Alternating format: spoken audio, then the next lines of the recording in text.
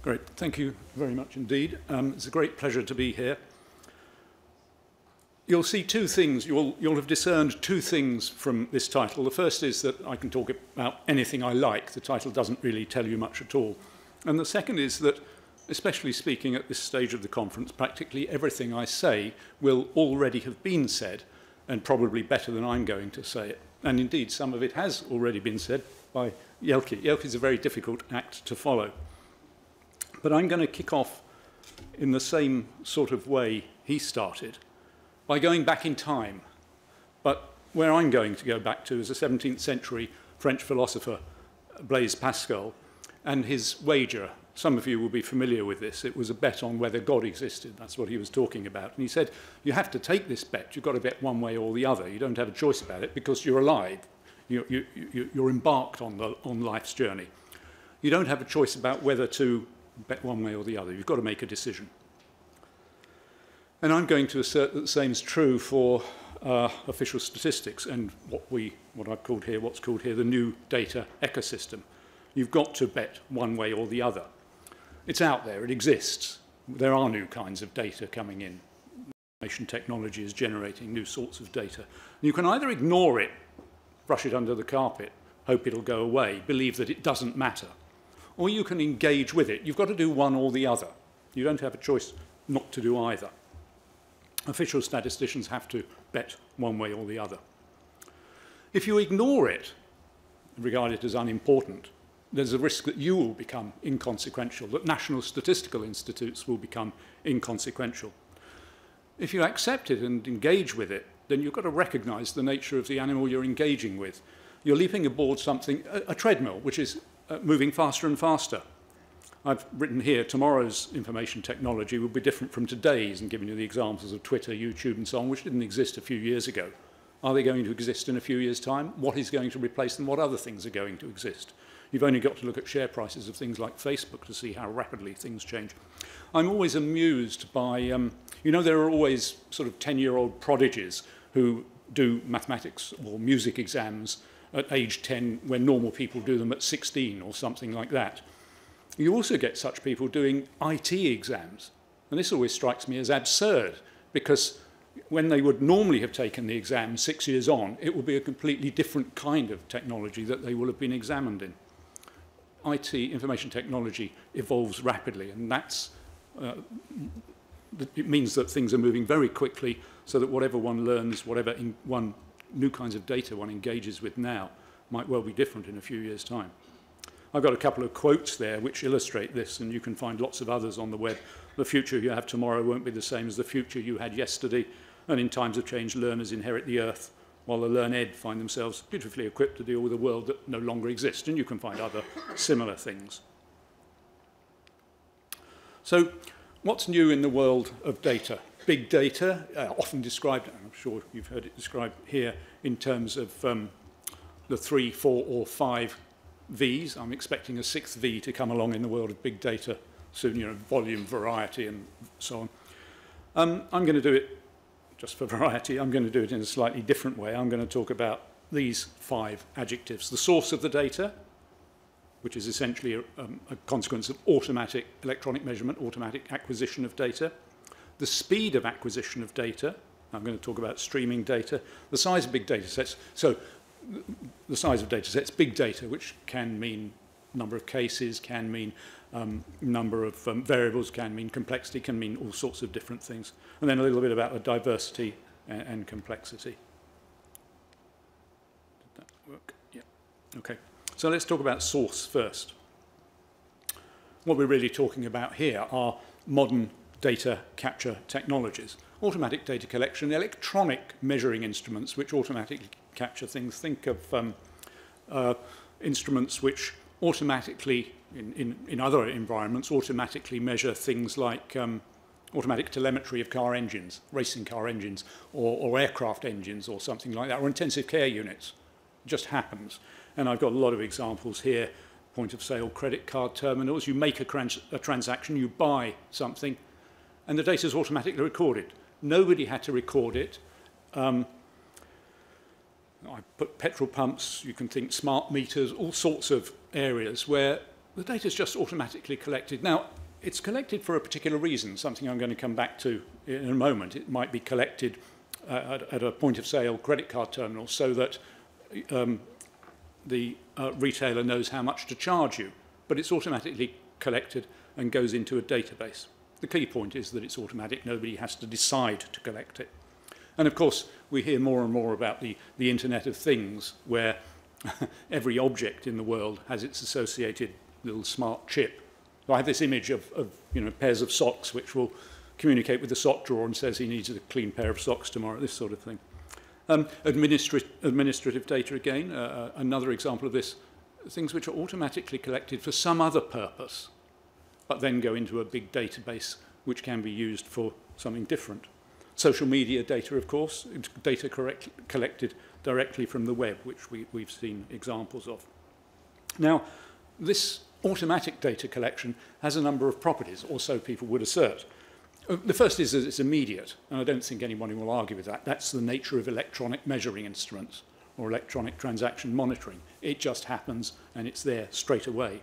And that's very different from survey data and so on, of course, which I'll come back to. The second property I put down there is that it's complete, and I've put 3 question marks against that because it manifestly isn't complete. And I can give you, I will give you a number of examples of that. There's this notion, this phrase used to describe these sorts of things, that n equals all. And that's also been described as a fundamental misconception because it is false. And then there's this notion that data which is automatically collected is untouched by human hands. This phrase, untouched by human hands, used to refer to food manufacturing, where it meant that it was uncontaminated, it was clean, it was pure, or whatever.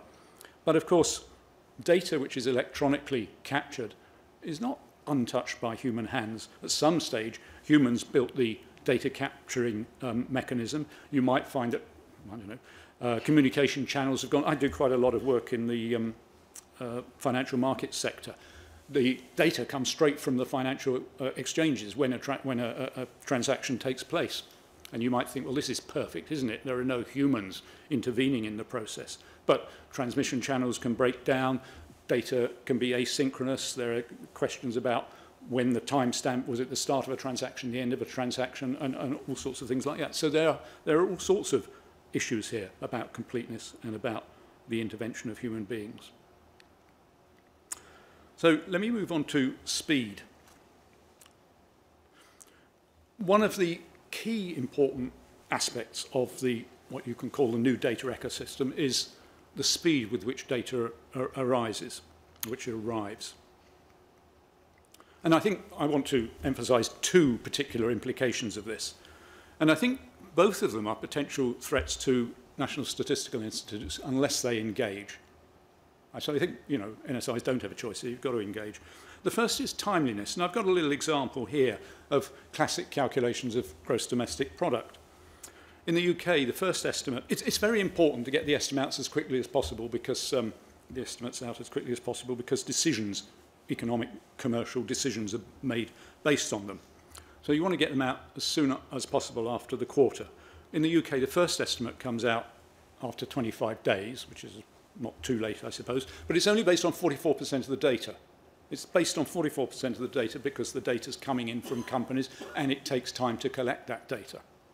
The second estimate comes out after 55 days, another 30 days later. Now it's based on 88% of the data, and a third estimate comes out after 85 days. This is a long time after the end of the quarter. Data which is captured automatically as transactions take place and fed through could, in principle, be provided immediately, in principle. Let me give you another example here, the inflation rate. Now, I imagine everybody in this room is familiar with inflation and how it's measured. You take a sample of retail outlets, you take a sample of products or services, and you aggregate them to various complicated layers of aggregation to produce a single number, the inflation rate. So it's a very elaborate, complex, necessarily slow procedure. And I'm going to contrast it here with an alternative, which I'm going to come back to later in the talk. The alternative I'm contrasting it with is the Google Price Index. And let's look at the first paragraph here. This is a quote from The Guardian, a newspaper article about this. Google's created a new inflation measure, the Google Price Index, based on the cost of goods sold online. which means you're measuring the cost instantly, which could prove more accurate and up-to-date than official statistics. Google's mounted of web shopping data could also be used by the online group for economic forecasting ahead of the publication of official statistics. I just gave you a couple of examples of GDP and inflation rate. This could be done essentially instantly. Google's chief economist, Hal Varian, said he's working on predicting the present, he calls it nowcasting, by using real-time search data to forecast official figures. He says, this article says, which are often published at least a month after the period they cover, and we saw an example of that with GDP. So this is a possible alternative, or at least that's the newspaper description of the exciting prospect of the Google Price Index, and Hal Varian was promoting it. I'll come back to Google Price Index later. So I was talking about timeliness here. The automatic electronic measurement, things happen essentially instantaneously, can be fed down the communication channel instantaneously, you can aggregate the figures instantaneously, it's happening now, you can calculate things as they happen. So that's one aspect of speed. Another one is that new kinds of analytic tools are needed, and this is going to have all sorts of implications. So a phrase which is often used for this sort of data is streaming data, by analogy with the fact that the data keep on coming like water from a hose. And the sort of implications this has is that we now need rather different kinds of analytic tools. Let me jump ahead to the bottom line on this slide. The traditional way, the way we all learnt statistics, not just the ones of us with grey hair, but I guess everybody in this room, you learnt statistics by taking a data set, taking it away, sitting down and processing it, analysing it. And analysing is a cyclic process, so you'd analyse it, spot problems with it, or want to find something else, go around and round and round. Batch processing. That's different from the opportunities provided by streaming data. For instance, you need analytic tools which are sitting there as the data come in, and which are processing it as it come in. You don't have the chance of going away, thinking about it, and then you're reaching a decision. This sort of thing is great for anomaly detection, detecting changes, and so on. In fact, I used to do a lot of work in this area for fraud detection in the area of credit card transactions. One bank I worked with used to make 1 billion transactions a year, and they would just keep on coming. And fraud transaction in particular, you can't say, right, I'll take the data away and go and analyse it and come back in 3 months' time and say, that was a fraudulent transaction. You need to know now so that you can stop it. So different kinds of analytic tools, different pressures on them, different kind of statistics. Different kind of statistics, and this is going to be pervasive throughout this talk, different kind of statistics methodology are going to be developed. And you guys are the right sort of people to develop this methodology. I've also, the third bullet point in my sublist there, are summaries. One of the issues about streaming data is that you might want to make the sorts of statements that NSIs make. You might want to make aggregate statements about a population. What's the average? What proportion of the population do this or are like this? What's the average in the population, the average measure of well-being in the population or something like that? Many of these measures are easy to calculate on the fly as you go along. You can calculate an average very easily, dynamically, as data comes in. Others aren't. It's difficult to calculate a median like that, for instance. So again, new kinds of statistical challenges. You might not be able to store the data. I talked about 1 billion transactions a year from one bank. Well, we can store 1 billion transactions now, but often some of the data, so the Large Hadron Collider is a nice example of big data where you couldn't store all the data. And the way they coped with that was they reduced it by a factor of 100 at the measuring stage. Then they reduced it by further factors as they went through. It was still pretty big when they finished, but it was absolutely astronomical to start with. And in some situations, you can't store the data before it's been, you have to store it on the fly. If you have to process this on the fly. In that situation, what you need to know is what sort of questions you're likely to want to ask in the future. So, and there are various strategies, and again, I come back to new kinds of statistical tools and methods are going to have to be developed, and you're the people to develop them. You might need to find ways of summarizing a stream. I just talked about calculating means, standard deviations, medians. You might need different summaries for a stream of data. I think especially in certain contexts, one's dealing with non-stationarity. And then you have to think, well, how far back in time should we include aggregated data in our summary? you might want to develop new methods for subsetting a stream, for sampling. I think there are some interesting theoretical challenges there for subsetting, for sampling from streams which sort of combine time series work with, if you like, more traditional areas of official statistics. You might want to develop filtering methods, accepting just substreams or subparts of the stream which satisfy particular conditions. I think there are a lot of challenges, and indeed challenges and opportunities there. I'm going to be very positive about the challenges and call them all opportunities in this talk. Okay, what about size? Okay, so big data. Perhaps traditionally the census has been one of the biggest data sets that NSIs have had to cope with till relatively recently, and now there are all sorts of opportunities. Administrative data, of course, where some countries are much more advanced than others because they have population registers and so on. But also, and slightly different, transaction data. I've already been talking about transaction data. It's like administrative data, but perhaps a little bit different, or if you like, it's a special kind of administrative data. But even administrative, so transaction data, I mean like credit card transactions and things like that.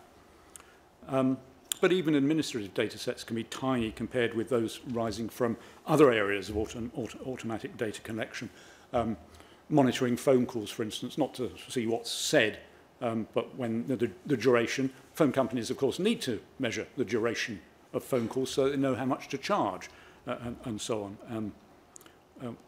And of course, security services are interested in monitoring emails. Again, not necessarily for the content, but perhaps to know who's communicating with whom. And once I start talking about that, who's communicating with whom, we're into networks, we're into exponential growth in numbers.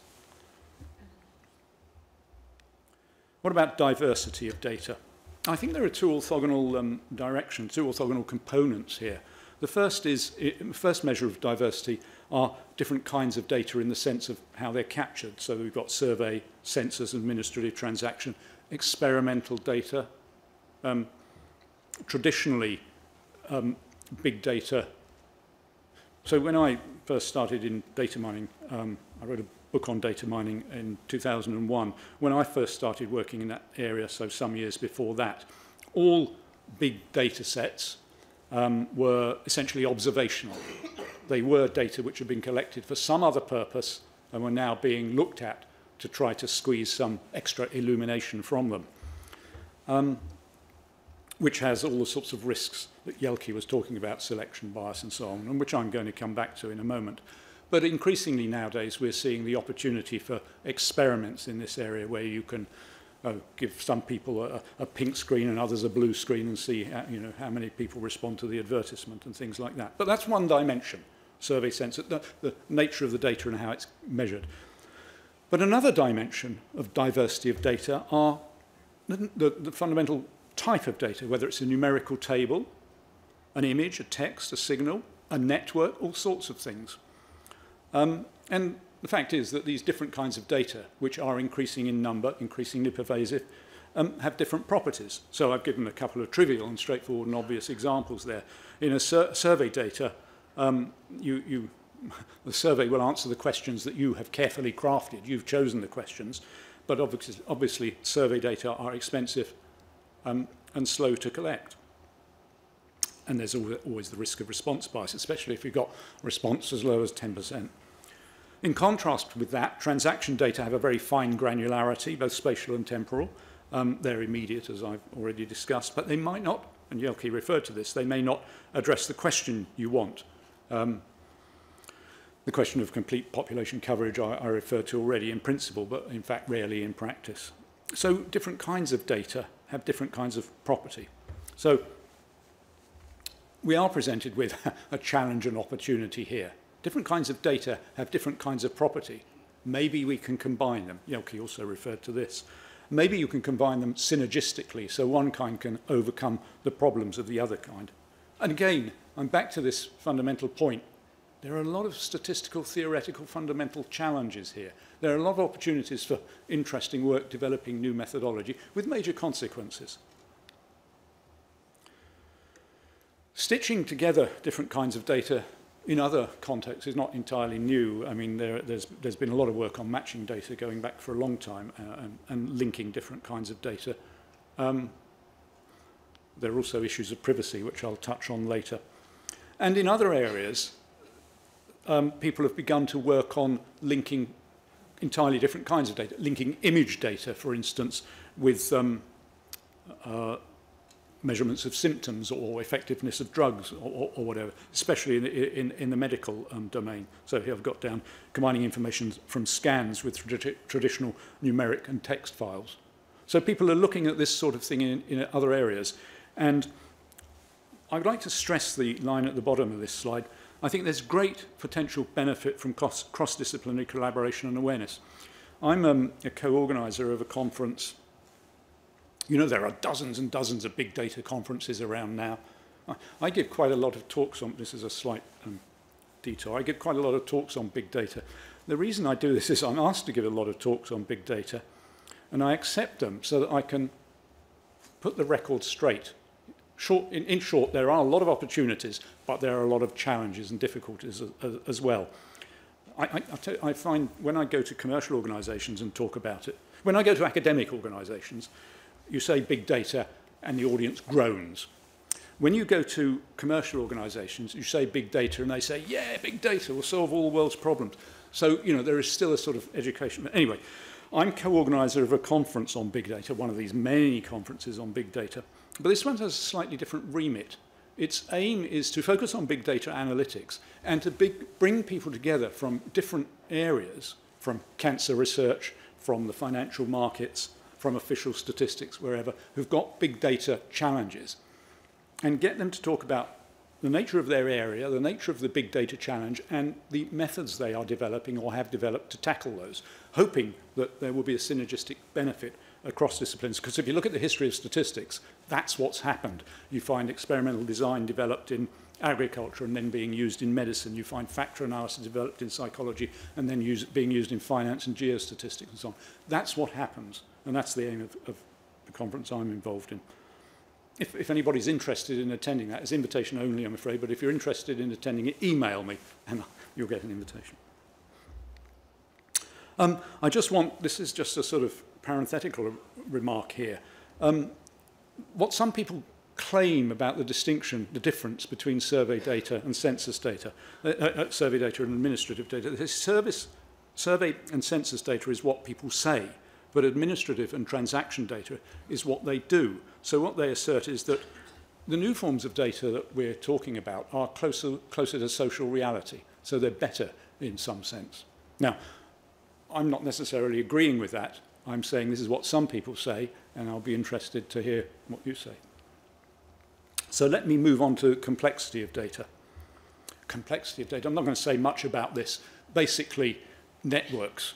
You know, there are the opportunity and the challenges are really tough in this particular area. If you look at the work which has been going on, and there's a lot of it now, in network analysis of various kinds, there's been a lot of it been going on, but it hasn't, in my view, got very far. The bottom line here, though, is fraud detection. I want to give you a little example of that. So I've got a few examples, only, I think, 2 of which overlap with Yelke's. This is a real example from a retail bank which developed a model to detect fraud in mortgage applications and so on. They called it the ping-pong fraud ring model. I'm not going to go into a great deal of it, but with mortgages, you have someone who wants the mortgage, you have lawyers involved, you have a company providing the money and so on. So there are many different actors. And what this bank did was develop a model where it could look for instance, names which appeared in multiple applications. And they might have been names of applicants or lawyers or particular companies being targeted or providing the money or intermediaries or something. And it built quite a sophisticated network model to detect these sorts of things. So these are the sorts of opportunities which there are out there. Now, many of you will know that data quality is a topic near to my heart because, you know, it's absolutely fundamental, and it's even more fundamental nowadays than it was. It's always been an issue. I have a favourite quote from William Kruskal in 1981 saying how in any big data set you can always find strange numbers. That was 1981. Now it's even worse. Big data. The computer is a necessary intermediary. You are not going to be able to look at each of the records. You have to rely on what the computer tells you. So the opportunity for poor data quality is even worse than it used to be. Now, I've got a little quote here from a paper I'm going to come back to. Most big data that have received popular attention aren't the output of instruments designed to produce valid and reliable data. They're amenable for scientific analysis. That's a hell of a caution. True, of course. They're designed to measure the data for some other reason, for transactions or whatever. I think this is a particularly important message to get home in this sort of environment because the National Statistical Institutes have this reputation for high quality output and analysis. That's one of the fundamental legs on which NSIs stand. Without that, what are you? So I think this sort of issue is particularly important. There's this mistaken idea which has already been mentioned, and probably already been mentioned lots of times elsewhere during this conference, that administrative data, transaction data, have no quality issues. I already referred to this as a mistaken idea. And the UK Statistics Authority, which I'm involved in, has developed two documents as sort of initial steps to cope with this. It's developed a document on quality assurance of administrative data, and it's also developed a toolkit which can help people to assure the quality of their administrative data. If you go onto the UKSA website, you can get these documents. And I'm just going to give you a little extract from the second of these, from the toolkit document. These are the top tips given in this UK Administrative Data Quality Assurance Toolkit. But what they do basically is summarise the main pointers for statistical producers to develop a good understanding of the quality issues of the data they're dealing with. So the first one's, don't trust the safeguards. Be sceptical, be suspicious if you like. Check if the safeguards are functioning effectively. Don't just believe them. Second is get involved. You know, we always used to say in any areas of statistics you ought to work closely with whoever's collecting the data. And this is just a sort of updated version of that. Work and share with the suppliers through secondments and so on to develop a common understanding. Many of you will have had experience in other areas of someone coming to you with a statistical problem and you talk to them about it and analyse it and then realise that they forgot to tell you something fundamental, you know, oh, all the 1,000 observations are on one person or something like that. Get involved. Second, and thirdly, raise a red flag. Identify potential data quality concerns using input and output quality indicators and investigate anomalies. So you can have automatic anomaly detectors, of course. They can serve a useful purpose. Coming back to my point that the computers are a necessary intermediary. Fourthly, see the big picture. Look at what perhaps the data providers have already done and what they found. And fifthly, corroborate the evidence. I've written, confirm the levels and trends shown by the stats derived from the administrative data, and I'd perhaps like to add there a word which I heard earlier this afternoon, triangulate. If you can get information about the data from different sources, check it's consistent. If it's not, you need to know why. I've got some examples now. Presumably you'll tell me to stop. Okay, good, thanks. Even transaction data implies a complex sociological selection process, the kinds of selection bias risks that Jelke was talking about. And one of the examples I know quite a lot about, because I did a lot of work in this area, just to illustrate it, is reject inference in credit scoring. So what credit scoring? This is the retail sector. We're talking about giving bank loans to people, mortgages, car insurance, credit cards. And we're trying to decide whether an applicant for one of these financial products is a good risk or not, whether they will default or not. So what we do is we take a lot of information on them. Do they own their home? What's their income? All sorts of things. Past behaviour with the credit card or whatever, with previous credit cards. And on the basis of that, we predict whether they're a default risk. And the way you build that model, of course, is you look back in time, looking at the application forms for lots of other people, and you look to see whether they defaulted or not. So you do a discriminant analysis, for instance. In fact, the model of choice in this area is a logistic regression tree, but fundamentally a discriminant analysis, if you like. And you can see an immediate selection bias problem there, because the data, I want to make a decision about the entire population of potential applicants, but the data on which I've got to build my model are those applicants that I previously accepted and gave a loan to. And only those do I know the outcome, whether they be good or bad. So my fundamental data that I've got to build a model on is distorted. A perfect example of selection bias. You need to overcome it. The banks and credit agencies have various ways of attempting to overcome this. They call it reject inference. You're trying to infer the true class, default or not, of those that were previously rejected. And you can show statistically that you can't do it, but nevertheless, the banks will try. Here's another little example from a different area. This is from one of my PhD students. The horizontal axis shows time. The vertical axis shows wind speed as measured by an automatic instrument. And looking at this, it's a very strange shape. We've got lots of wind speeds of around 10, whatever that is, and then suddenly these huge spikes. Well, it turned out that the machine reset itself at midnight and occasionally generated, as a consequence, a total artifact, a huge and absurdly large a spike. But the computer's the necessary intermediary. In this case, it's okay, we can plot it, but in many cases, you can't actually see the data. So you have to be particularly cautious. Another little example. This is back to the credit sort of data. And you'll notice that there are no numbers on these axes. That's because this is a real data set. We've got time on the horizontal axis again. We've got the proportion of the data, proportion of the cases, where are you a homeowner was a missing value. That hadn't been answered.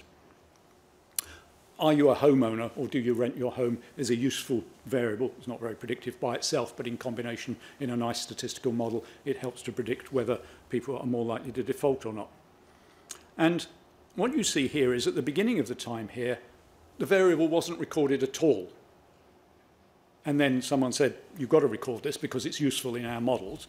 So you see that the proportion of missing values of homeowner dropped from 100% to 10 or 15%.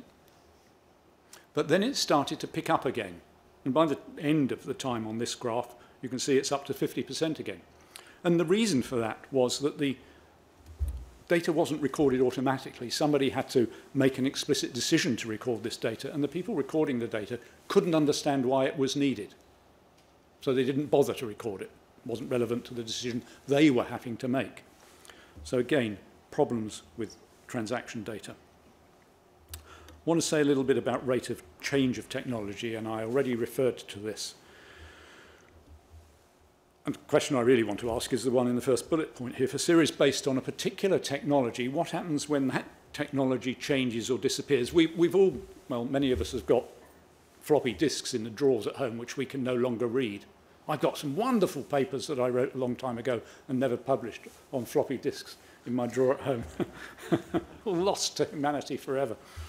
Windows XP isn't supported anymore. Now, surveys have been around for a long time, forever really. At least going back 1,000 years. But what about Google Trends? And what do you think is Google Trends still going to be in 10 years, here in 10 years' time? So there's a fundamental issue. I'm back to the treadmill going faster and faster and faster. So this is a phrase that Yelke used, the data speak for themselves, and rightly criticised. I sometimes change it to the data lie for themselves and give examples. And here are some of the sort of examples I will use. Selection bias, which I've just illustrated and we heard about before. Regression to the mean. And this is interesting. Regression to the mean. Many people, statisticians accepted, don't understand it. Once it's explained to them, they think, wow, that's really deep insight and interesting. Individual behaviour versus population behaviour. So I have a little example there. if you want to know if wages, a trivial example to you, if you want to know are wages improving or remaining constant, here are two ways you could attempt to answer that question. You could calculate the median wage at time 1 and time 2, or you could look at, for individuals, how things have changed and then average the change. You get different answers. You have to be very careful about the question, and I'm going to give you examples of that. So this is an example which Jelke just used. He produced a nice graph. I'm not going to do that. This is back to the laser et al. Paper that I referred to before. And as Jelke said, the predictions looked okay at the beginning, but then they went completely haywire. They were wrong. And the reason they went wrong is because of the nature. Google should have known better. The initial version of their model was based on searching through 50 million search terms and matching them to, finding a match to just over 1,000 data points. You're bound to be able to find a good match. You're grossly overfitting. The potential for overfitting is vast, and that is indeed what happened. The model was updated in 2009, but it still consistently overestimated flu prevalence. I think in this particular case, again, I'm coming back to combining things, some understanding of classical time series modelling, sort of things that many of you are expert in, combined with what they were doing, would have been really useful, a synergy. Oh, this shows you a very high correlation. The green line is US spending on science, space and technology. The red line, the top one, is suicides by hanging, strangulation and suffocation, and they're correlated 0.99. Now, there are two things about this. First, it was found, there's a website, I think it's called Spurious Correlations. You type in a time series, and it will find you another time series highly correlated with that. Perfect example of this sort of thing. Totally spurious, massive search, just like the Google flu trends. Massive. It's quite fun. You should go and look at it. The second thing is that I know that many of you, when I said the first line is suicides by hanging, strangulation and suffocation, the bottom line is US spending on science, space and technology, and they're very highly correlated, you started thinking, now I wonder why that could be. Could it be because of such and such? We're very good at creating narratives. But come on, I don't think... Over-search, overfitting. Very extensive search. We have to be, in this new world of big data, we have to be very, very careful about this sort of thing. And there are, of course, statistical ways of coping with this. It's in other areas, we have the problem of multiple testing.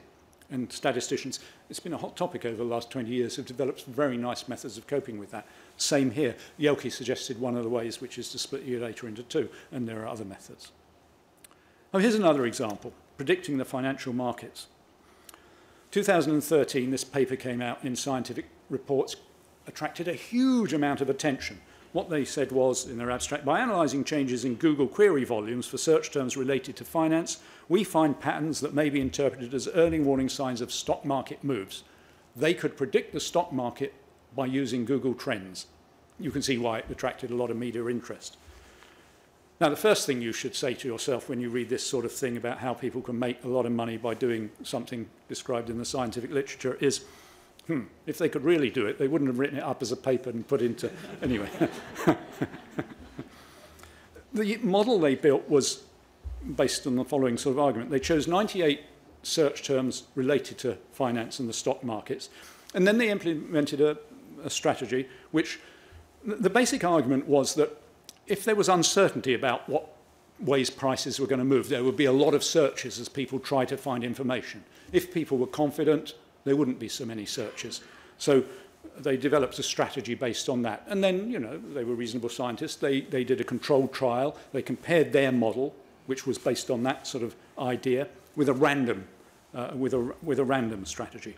And then they did this t-test, which turned out to be highly significant, p less than 0.001.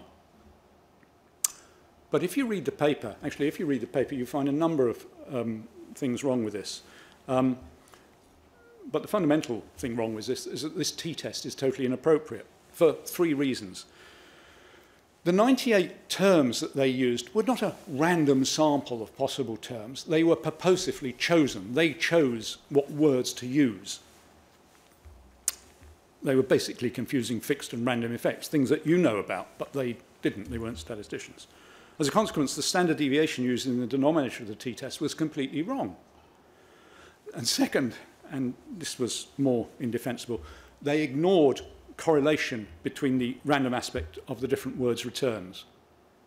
I think I've said on the bottom that anybody working, well, anybody who's been alive over the last 6 years knows about the dangers of ignoring correlations in the financial markets.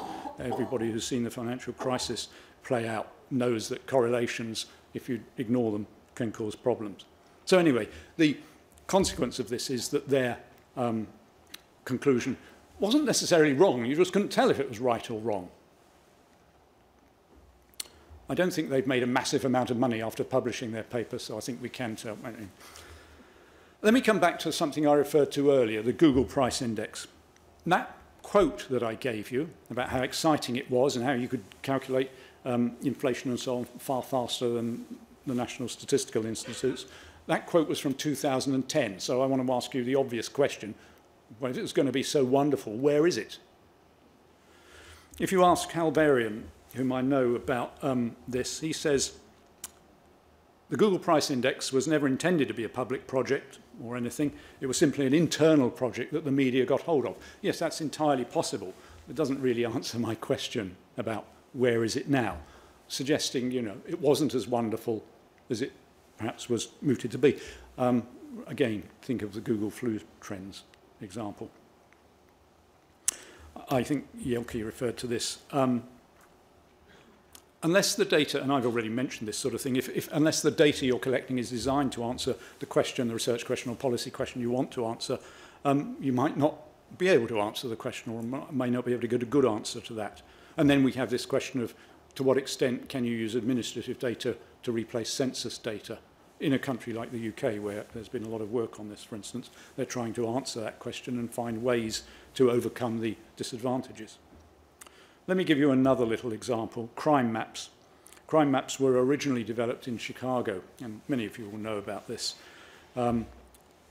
Basically, they were originally used for the police, but now they've gone onto the web and public. You can go onto the web and see a map of anywhere in the developed world, your local area, for instance, and see where crimes have occurred in the last year or 2 years or whatever. Or you could go to a place where you're thinking of buying a house to look to see how dangerous the area is. You know, is it safe to go out at night? So very exciting. This is exactly the sort of thing that big data should be used for. Except an insurance company carried out a study of what was going on here and found that more than 5 million people hadn't reported crimes because they were worried that it would put off people wanting to buy houses in their area. The price of their house would decline. A quarter of people wouldn't report a crime for fear it would harm the chances of selling or renting their property. So what does this mean? It means that the crime maps data is no longer reliable.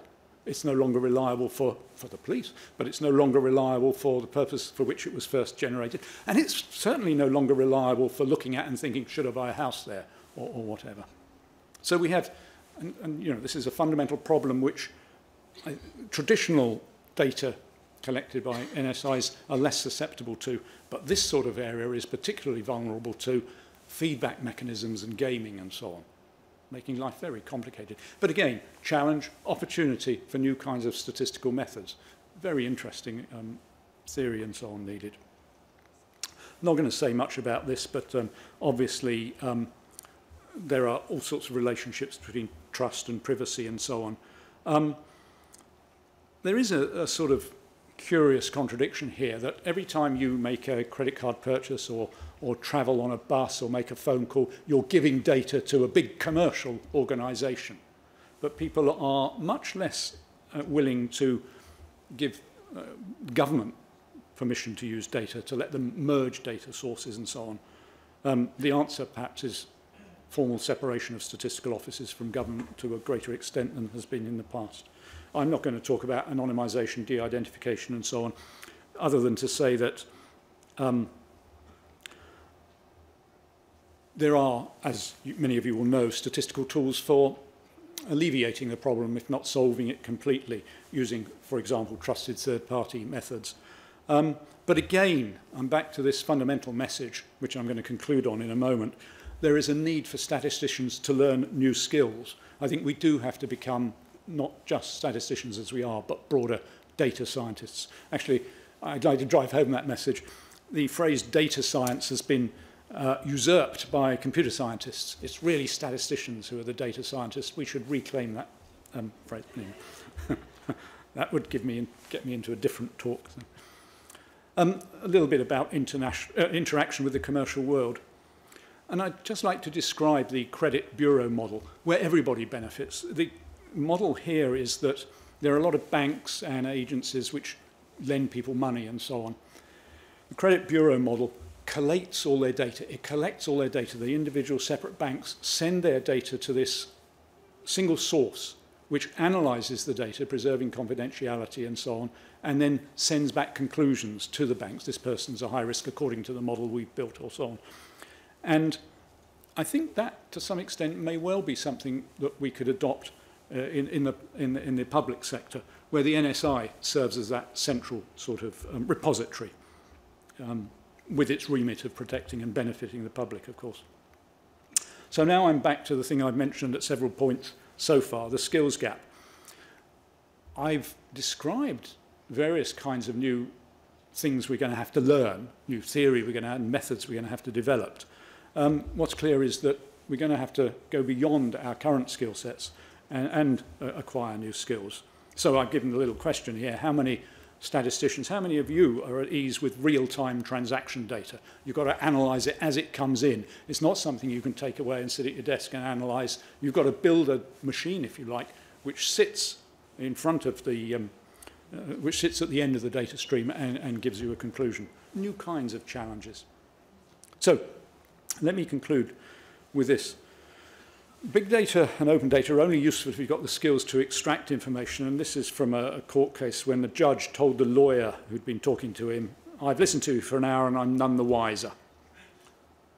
When the judge told him that, the lawyer, Smith, replied, "None the wiser, my lord, perhaps, but certainly better informed." Well, that's all very well, but being better informed, having more data, data isn't information, data isn't knowledge or understanding. Having more data isn't much use if you can't make good use of that. So wisdom is also necessary, and we need the skills to extract wisdom from information. So there we are. A lot of opportunities, but technical and social challenges as well, and they've got to be grasped. Pascal's wager, I'll come back to that. We've got to make a decision here. You either accept it and engage, or you say, I think it's going to go away, flash in the pan. But we need the capability to grasp the opportunities, and we've got to train people. We've got to acquire the skills ourselves and train people with the skills. That's it. Thank you very much.